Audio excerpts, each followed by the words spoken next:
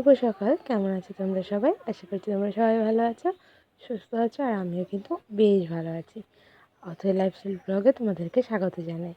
তোমরা যেখানে আছো তোমাদেরকে সাথে নিয়ে আজকে আমি আমার ব্লগটা শুরু করছি। কেউ ভিডিওটি স্কিপ করো না, ভিডিওটা পুরোটা দেখার অনুরোধ রইল। তো চলো ভিডিওটা শুরু করা যাক। সকালবেলা সমস্ত আশেপাশে কাজ সেরে চলে এসেছি সোজা গোপুসোনার ঘরে। হ্যাঁ, আজকের ঘুম থেকে উঠতে বেশ একটু দেরি হয়ে গেছে। আসলে বাবা নেই কদিন, রাত্রেবেলা এত দুষ্টামি করে ঘুমাতে চায় না, যার কারণে আমারও একটু ঘুমাতে দেরি হয়ে যায় আর সকালে উঠতে উঠতে দেরি হয়ে যায়। আগের ভিডিওতে তোমাদেরকে দেখিয়েছিলাম আমাদের শুতে শুতে কটা বাজে। শীতকাল হোক আর গরমকাল 11:30 থেকে 12টা তো আমাদের বাজবেই ঘুমাতে ঘুমাতে প্রত্যেক দিন। একদিনও এমন না যে আমরা একটু তাড়াতাড়ি শুই। অবশ্য ঘুম থেকে ওঠা হয় আবার সকাল সকাল। তো যাই হোক, দেখো ঘুম থেকে উঠে সমস্ত আশেপাশে কাজ সেরে গোপালের ঘরে এসে গোপুসোনাকে কিন্তু ঘুম থেকে তুলে দিয়েছি।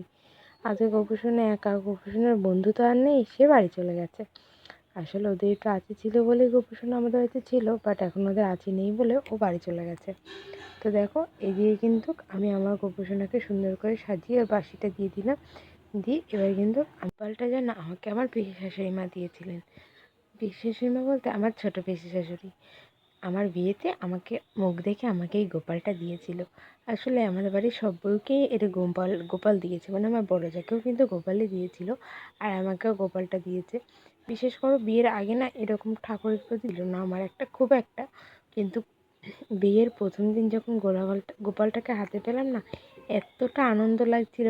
আসলে খুব খুব ভালো লেগেছিলো সেদিনকে গোপালটা হাতে পেয়ে, যেন মনে হচ্ছিলো কত দিনের একটা চেনা, সেরকম আমার মনে হচ্ছিল। কিন্তু বিশ্বাস করো গোপালের কখনো মানে করতে দিই না আমি কখনো, ওনার কখনো অসন্তুষ্ট বা কখনো কোনো ভুল ত্রুটি এরকম কখনোই হয় না। গোপালকে আমরা খুব যত্ন সহকারে পুজো করি, তাকে প্রসাদ দিই, তাকে গুছিয়ে রাখি।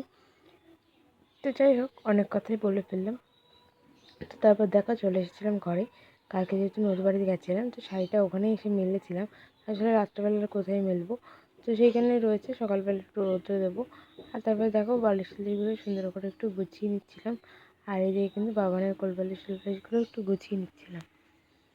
সত্যি কথা বলতে আমার বাবানকে আমি বেশি প্যাম্পাস পরাই না, যার কারণে যখন ওকে শোয়াই কোলবালিশের সঙ্গে দিই, তখন না ওর কোলবালিশ দুটো না ভিজে যায় যখন একটু টয়লেট করে দেয়। আর ও তো এখন বলতে পারে না যে আমি টয়লেট করবো, তো সেই কারণে ওর কোলবালিশ দুটো ভিজে যায়। আর আমার প্রায়বারই মানে প্রত্যেক দিনই একটা না একটা কোলবালিশের কভার আমাকে কাচতেই হয়। ওই জন্য দেখছিলাম কোলবালিশের কভারগুলো দেখো দুটোই খোলা, আমি দুটোই আবার কেচে দিয়েছিলাম, দিয়ে রোদ্রে দিয়েছিলাম। তো রোদ্রে না দিলেও হয় না, বাচ্চা মানুষ। আসলে এই কটা দিন যা ব্যবহার করবো, ওর সেটটা আবার পাল্টে দেবো আমি, বালিশের সেটটা। তো যাই হোক, এখন তো বলতে পারে না, যেদিন বলতে পারবে নিশ্চয়ই প্রবলেমটা আমাকে আর ফেস করতে হবে না। তো যাই হোক দেখো, তারপর কিন্তু কোলবালিশের ওয়ারের কথাও না ফট করে মনে পড়ে গেল যে এইগুলোতে কেচে এখানটায় রেখেছিলেন, তো চলো এগুলো একটু ভরে নিই। তো দেখো সেই কথা মতোই কিন্তু আমি এগুলো একটু ভরে নিচ্ছিলাম। আর এদিকে আমি আমার হাজব্যান্ডের সাথে একটা কথা বলছিলাম যে এটা ওটা কী বলছিলাম, সত্যি কথা বলতে আমার মনে নেই আমি কী বলছিলাম। তো তারপর দেখো কথা বলতে বলতে কিন্তু আমার কোলবালিশ ওয়ারগুলো ভরা হয়ে গেছে। সকালবেলা উঠে আমার সবচেয়ে বড় কাজ মনে হয় এই বিছানা তোলাটা। আর শীতকালের সময় যে কী অস্বস্তি লাগে বিছানা তুলতে, যে সব এত মানে এত চাদর কম্বল বিছানা চাদর এলিয়ে টিলিয়ে একাকার হয়ে থাকে। তো এই যতক্ষণ আমি আমার ঘরটরগুলো পরিষ্কার করে আমার যেন নিজেকে শান্ত মনে হয় না। তো দেখো ওইদিকের টুকটাক কাজগুলো সেরে নিয়েছি, নিয়ে এবার চলে এসেছি ঘরে। আর ঘরে এসে আগে কিন্তু আমি ঘরটা ঝাড় দিয়ে নিচ্ছিলাম। ওইদিকে জামা কাপড়গুলো একটু রোদ্রে দেবো বলে খাটের পরে রেখেছি, দিয়ে আমি ভাবলাম ঘরটা একবার একটু ঝাড় দিয়ে নিই। এই সুযোগে বাবান যেহেতু বাইরে গেছে, তো এই সুযোগ ওকে ঘরে রাখলে না মানে ও সামনে থাকে, ওই জন্য আমি ঝাড়টা দিই না। ধুলোটা তো ওর মধ্যে মানে ওর গায়ে লাগে বা কখনো ওর সামনে সামনে চলে আসে যখনই ঝাড় দিই। তো সেই কারণে আমি ভাবলাম তাহলে এই ফাঁকে ঘরটা একটু ঝাড় দিয়ে নিই। তো দেখো ঘরটা কিন্তু সুন্দর করে ঝাড় দিয়ে নিচ্ছিলাম। আর আমার শাশুড়ি মা সকালবেলা উঠেই ওনাদের বিছানাটা তুলে ঘর বারান্দায় ঝাড় দিয়ে নেয়। তো সেহেতু আমাদের ঘরটাই পড়ে থাকে লাস্টের দিকে, তো সেই কারণেই আর কি। তো তারপর যখন ওরা ঘুম থেকে ওঠে তখন আমি বিছনা টিছনাগুলো তুলে সুন্দর করে গুছিয়ে নিয়ে তারপরে আমি আমার ঘর বারান্দা ঝাড় দিয়ে নিই। আবার নতুন করে ওই ঘরটাও ঝাড় দিই, বারান্দাটাও ঝাড় দিই, দিয়ে পুরোটা ক্লিন করে রাখি। কারণ বাবানের তো খেলার কোনো ঠিক ঠিকানা নেই, যখন খুশি যেখানে খুশি বসে পড়ে, যেখানে খুশি যেটা খুশি বের করে। তো চেষ্টা করি সব কিছু সবসময় ক্লিন করে রাখার, ওকে মানে ধুলো থেকে একটু দূরে রাখার। তো তো যাই হোক, ওইদিকে কাজকর্ম সেরে চলে এসেছিলাম। আর এদিকে এসে দেখো রান্না বসিয়ে দিয়েছি। আজকে সকালের খাবারে ছিল চাউমিন। তো সেই কারণে চাউমিনটা আমি সব সিদ্ধ করে নিয়েছিলাম, ওইদিকে সবজি কেটে নিয়েছি। আর এদিকে দেখো ডিমের ভুজিয়া করছিলাম। তো তারপর সব রকম সবজি ভেজে চাউমিনটা দিয়ে চাউমিন করে নিয়েছিলাম। তো চাউমিনটা ওইভাবে ঢেকে রেখেছিলাম, ভাবলাম চাউমিনটা সবাই পরে খাবো, তার আগে আমরা সবাই চা খেয়ে নিলাম। সবাই বলতে আমি আর শাশুড়ি মা, শ্বশুরমশাই বাড়ি ছিলেন না। তো তারপর দেখো আমরা কিন্তু তিনজনের চাউমিনটা পেয়ে নিয়েছি। এটা বেশ 0.5 ঘন্টা 1 ঘন্টা পরে পেতাম। তো এই ছোটো বাটিটা আমার, এইদিকে এটা শাশুড়ি মা, আর ওটা ও মানে আমার হাজব্যান্ডের, ও সস খায় না, তার জন্য ওটা সস দিইনি। তো তারপরে খাওয়া দাওয়া করে নিয়েছিলাম, নিয়ে বাবানকে একটু ঘুম পাড়িয়ে দিয়েছি। আর এইদিকে দেখো আমি জামা কাপড়গুলো সুন্দর করে গোছাচ্ছি। সব কিছু রোদটা দিয়ে রেখেছিলাম, যেগুলো শুকিয়ে গেছে সেগুলো তুলে এনেছি, এনে সেগুলো একটু গুছিয়ে রাখছি। ওয়ার্ড্রপটার ভেতরে কী অবস্থা, যতবার গোছাই ততবার এলিয়ে যায়, জানি না কী করে হয় এটা। আমি যত চেষ্টা করি সব কিছু গুছিয়ে রাখার, ততই এলিয়ে যাই। যেহেতু আজকে শীত পড়ে গেছে, আর এই টুপিটা না মানে কাচতে হবে, তাই জন্য বাইরে রাখলাম। আর যেহেতু শীত পড়ে গেছে, তো সোয়েটার টোয়েটার এখন প্রচণ্ড জামা কাপড় এলোমেলো হয়ে যাবে। তো এখন দেখো এই শাড়িটা এর ভিতরে রাখলাম, পরে আলমারির ভিতরে তুলে রাখবো। তো তারপর ওয়ার্ড্রোবটা বন্ধ করে এদিকে এই নাইটিগুলো সব ছিল, যেগুলো ভাঁজ করে রেখেছিলাম, তো সেইগুলো একটু তুলে নিচ্ছিলাম। আসলে আমার একটু মানে অগোছালো জিনিস একটু কমই পছন্দ। যত জিনিস গোছানো লাগবে সেটা দেখতেও ভালো লাগে আর কাজ করেও ভালো লাগে। তো তারপরে চলে গেছিলাম বাবানের জলটা রোদ্রে দিতে। তো দেখো জলটা রোদ্রে দিয়ে দিলাম, আর এদিকে খেতে খেতে দেখো সব রোদ্রে দিয়েছিলো, যেগুলো ভিজে গিয়েছিলো, টয়লেট করে দিয়েছিলো তাই।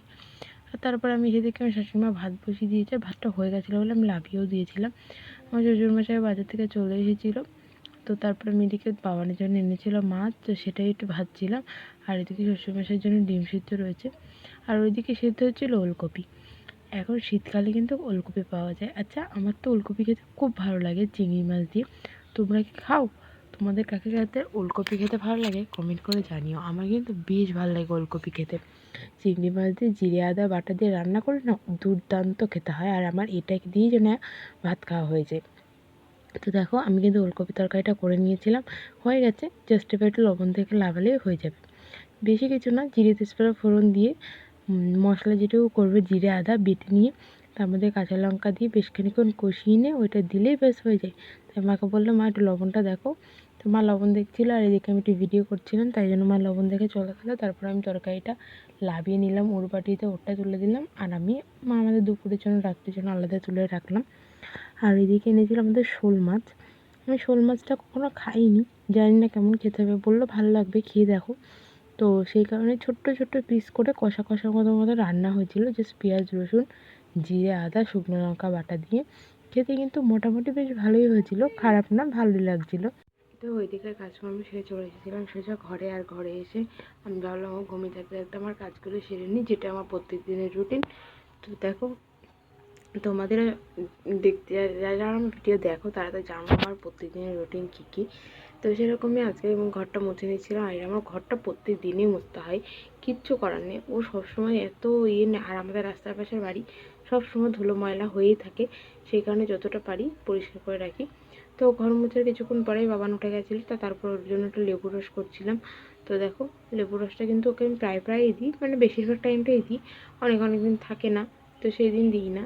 তাছাড়াও বেশিরভাগ দিনই লেবু রসটা খাওয়ানোর চেষ্টা করি। লেবু রসটা খায়ও ভালো, আর ও লেবু রসটা মানে পছন্দ করে। লেবু রসটা অতিরিক্ত প্রোটিন আছে, সেই জন্য আমি চাই ওকে দেওয়ার জন্য।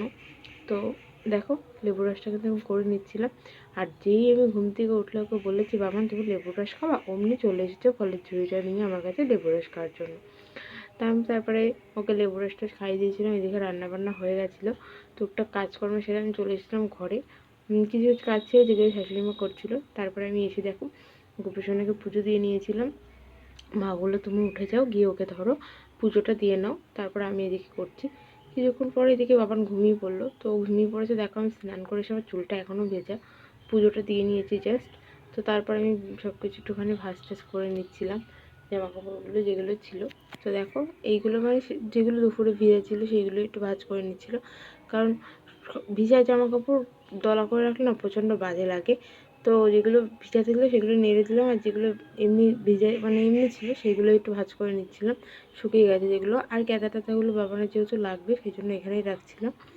তো তো তারপর দেখো আজ শীত পড়ে গেছে, তো বাবানের প্রচুর জামা কাপড় লাগছে। এটা ওর বাবার রুমাল, সেই জন্য সাইড করে রাখলাম। আর এই যে ক্যাঁথাটা যেটা রোদ্রে দিয়েছিল, এই ক্যাঁথাটা আমার একটা শাড়ি দিয়ে, মানে আমার শাড়ি দিয়ে করা।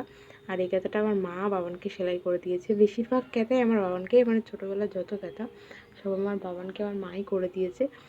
তো যাই হোক, আজকে সারাদিনে এই ভিডিওই ছিল যেগুলো তোমাদের সাথে শেয়ার করলাম। তোমরা যদি অন্য কোনো টপিকের ভিডিও দেখতে চাও বা কিছু জানতে চাও আমার বিষয়ে, অবশ্যই কমেন্ট করো, নিশ্চয়ই বলবো, নিশ্চয়ই শেয়ার করব।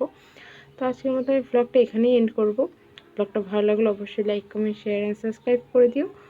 তো আর যারা যারা এখন আমার চ্যানেলটাকে সাবস্ক্রাইব করো, প্লিজ চ্যানেলটাকে সাবস্ক্রাইব করে আমার পরিবারে চলে এসো। আর যারা এসেছে তাদেরকে জানাই অসংখ্য ধন্যবাদ। ভালো থেকো।